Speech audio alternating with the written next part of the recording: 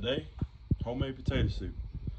So you're gonna start dicing up a medium yellow onion in your pot. Now, I used a little bit of bacon grease, as you can see, which brings me to my next point. If you claim to be Appalachian or from the South and you buying bacon up, stop it. All right, on to my next thing. Now, instead of using bacon in my potato soup, I got some fresh pancetta, which in my opinion is better. So I'm gonna brown this up, and as soon as I get this browned up, I'll be back. The onions are starting to soften up. The pancetta is starting to get just a little bit brown, and we're about ready for the next step. Now what we're gonna do next is you're gonna leave, and I know some people like to pull the meat out and all this stuff, but I ain't doing all that.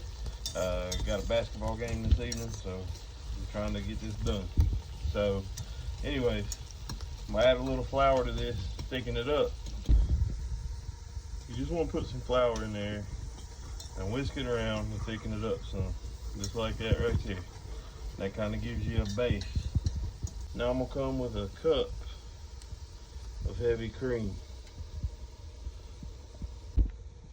And right behind that cup of cream, I'm gonna come with 2 cups of whole milk.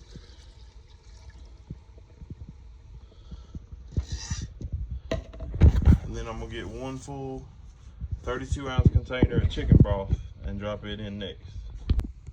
All right, so I put the chicken broth in, started up a little bit.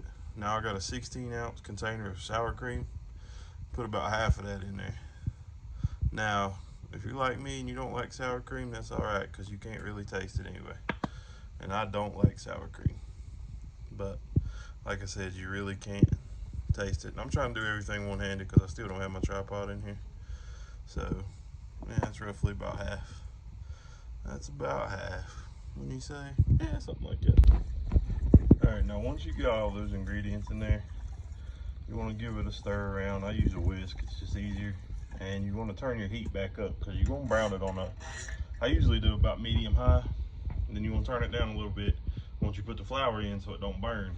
And then when you're mixing all your ingredients in, you know, turn it back up and bring it back to a boil or a simmer. And anyways, now I got diced and peeled potatoes because, like I said, my son's got a basketball game tonight and I'm in a bit of a hurry, so I'm not going to use raw potatoes like I normally would in this homemade recipe. But it's just as good, really. I mean, if we're being honest, and it just doesn't have to cook nearly as long, and I'm making a daggone mess here, splashing everywhere. But